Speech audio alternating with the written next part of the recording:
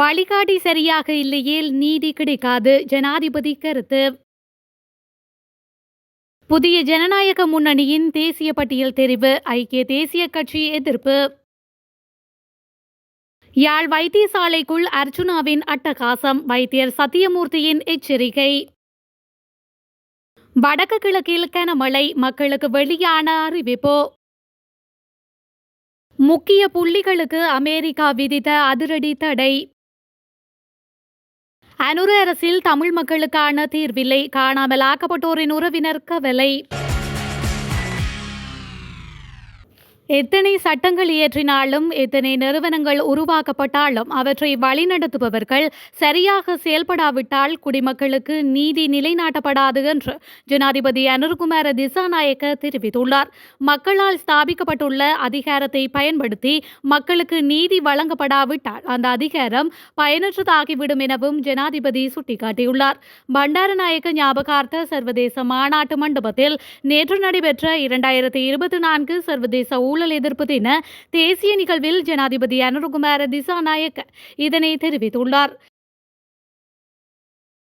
நாடாளுமன்ற உறுப்பினர் ராமநாதன் அர்ச்சுனா மீண்டும் யாழ் போதனா வைத்தியசாலைக்கு குழப்பம் விளைவிக்க வருவார் எனின் வாசலிலேயே வைத்து பாதுகாப்பு உத்தியோகத்தர்களால் அவர் போலீசாரிடம் ஒப்படைக்கப்படுவார் என்று யாழ் போதனா வைத்தியசாலையின் பணிப்பாளர் வைத்தியர் தங்கமுத்து சத்தியமூர்த்தி தெரிவித்துள்ளார்.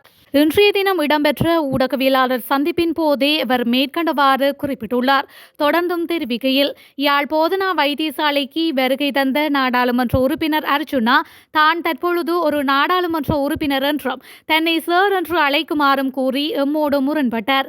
அவரை சார் என்று அழைக்க முடியாது என்று பதிலளித்ததற்கு என்னை யாழ் போதனா வைத்தியசாலையின் பணிப்பாளர் பதவியிலிருந்து அகற்றுவேன் எனவும் நாடாளுமன்றத்திற்கு அழைத்து கேள்வி கேட்பேன் என்றும் கூறினார்.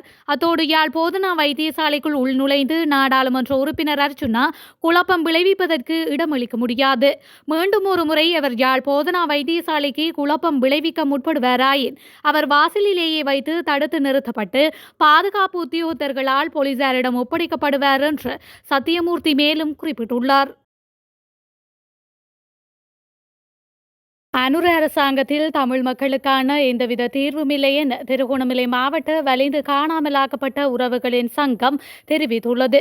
சர்வதேச மனித உரிமைகள் தினமான இன்று திருகோணமலை மாவட்ட வலிந்து காணாமலாக்கப்பட்ட உறவுகளின் சங்கத்தினரால் மனித உரிமைகள் ஆணைக்குழுவின் பிராந்திய காரியாலயம் முன்பாக கவனஈர்ப்பு போராட்டம் ஒன்று முன்னெடுக்கப்பட்டது. இந்த போராட்டத்தில் கலந்து கொண்ட போது ஊடகங்களுக்கு கருத்து தெரிவித்த அந்த சங்கத்தின் தலைவி செபஸ்டியன் தேவி இவ்வாறு குறிப்பிட்டுள்ளார். அவர் மேலும் தெரிவிக்கையில், கடந்த 15 வருட காலமாக ஏமாற்றப்பட்டு வருகின்றோம். இந்த மனித உரிமைகள் தினம் எதற்கு? இந்த அரசாங்கம் வருகையின் பின் புலனாய்வாளர்களால் அச்சுறுத்தப்பட்டு வருகின்றோம். ஏன் இதனை அவர்கள் செய்கின்றார்கள் என்று அவர் மேலும் பல கேள்விகளை எழுப்பியுள்ளார். பாரியளவிலான ஊழல் மோசடியில் ஈடுபட்ட குற்றச்சாட்டின் அடிப்படையில் இலங்கையர்கள் இருவருக்கு எதிராக அமெரிக்க இராஜாங்க திணைக்களம் தடைகள் மற்றும் விசா கட்டுப்பாடுகளை விதித்துள்ளது. இதன்படி ஸ்ரீலங்கன் ஏர்லைன்ஸ் நிறுவனத்தின் முன்னாள் பிரதம நிறைவேற்று அதிகாரி கபில சந்திரசேன மற்றும் ரஷ்யாவுக்கான முன்னாள் தூதுவர் உதயங்க வீரதுங்க ஆகியோருக்கு இந்த பொருளாதார தடை விதிக்கப்பட்டுள்ளது. இலங்கை விமானப்படைக்கு மிக் ரக விமானங்களை கொள்வனவு செய்வதில் ஊழல் மோசடியில் ஈடுபட்டதாக ரஷ்யாவுக்கான இலங்கையின் முன்னாள் தூதுவர் உதயங்க வீரதுங்க மீது குற்றம் சாட்டப்பட்டுள்ளது. அத்துடன் ஏர்பஸ் விமானங்களை கொள்வனவு செய்யும் ஒப்பந்தத்தில் கையூட்டல் பெற்றதாக ஸ்ரீலங்கன் ஏர்லைன்ஸ் நிறுவனத்தின் முன்னாள் பிரதம நிறைவேற்று அதிகாரி கபில சந்திரசேன மீது குற்றம் சுமத்தப்பட்டுள்ளது. இந்த நிலையில் அமெரிக்க வெளியுறவுத்துறையின் 7031C சரத்தின் கீழ் இவர்கள் இருவரின் பெயர்கள் மற்றும் அவர்களது குடும்ப உறுப்பினர்கள் இருதரப்பின் பெயர்களும் பகிரங்கப்படுத்தப்பட்டுள்ள நிலையில் அவர்களுக்கு நாட்டிற்குள் நுழைய தடை விதிக்கப்பட்டுள்ளது.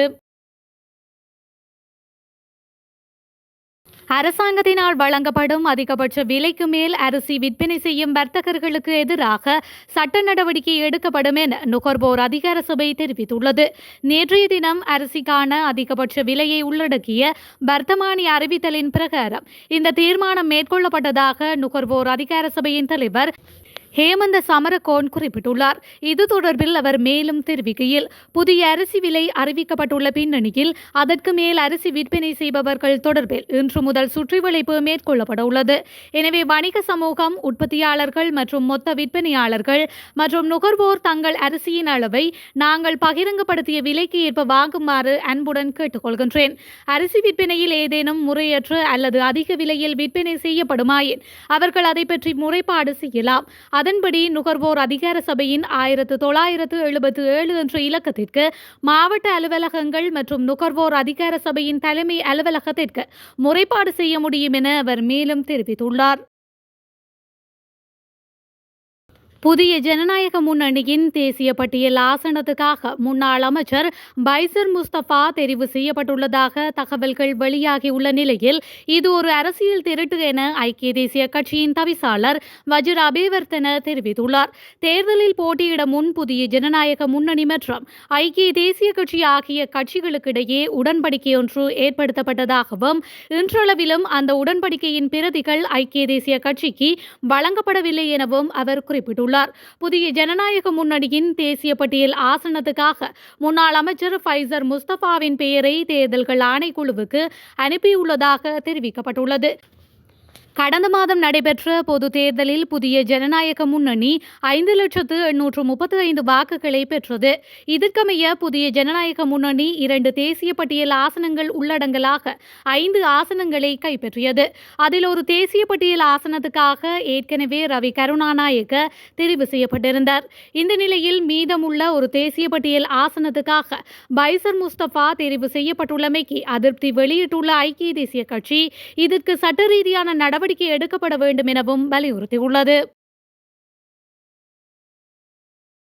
வடக்கு, வடமத்திய மற்றும் கிழக்கு மாகாணங்களில் பல தடவைகள் மழை பெய்யும் என எதிர்பார்க்கப்படுவதாக வளிமண்டலவியல் திணைக்களம் தெரிவித்துள்ளது. வளிமண்டலவியல் திணைக்களம் இன்று வெளியிட்டுள்ள அறிக்கையில் இதனை குறிப்பிட்டுள்ளது. மேலும் நாட்டின் ஏனைய பிரதேசங்களில் பல இடங்களில் மாலையில் அல்லது இரவில் மழையோ அல்லது இடியுடன் கூடிய மழையோ பெய்யக்கூடிய சாத்தியம் காணப்படுகின்றது. மேல் மற்றும் சப்ரகமுவ மாகாணங்களிலும் காலி மற்றும் மாத்தறை மாவட்டங்களிலும் சில இடங்களில் 75 மில்லிமீட்டர் அளவான ஓரளவு பலத்த மழை வீழ்ச்சி எதிர்பார்க்கப்படுகின்றது. மத்திய, சப்ரகமுவ, தென், ஊவா, மேல் மற்றும் வடமேல் மாகாணங்களில் காலை வேளையில் பனிமூட்டமான நிலை காணப்படும் என எதிர்பார்க்கப்படுகின்றது. இடியுடன் கூடிய மழை பெய்யும் வேளைகளில் அப்பிரதேசங்களில் தற்காலிகமாக பலத்த காற்றும் வீசக்கூடும் என்று எதிர்வு கூறப்பட்டுள்ளது. ஆளும் கட்சி உறுப்பினர்கள் இருவரது கல்வி தகமைகள் தொடர்பில் முன்னாள் ஜனாதிபதி ரணில் விக்ரமசிங்கவிற்கு சர்ச்சைக்குரிய தகவல்கள் கிடைக்கப்பெற்றுள்ளதாக தகவல்கள் வெளியாகியுள்ளன.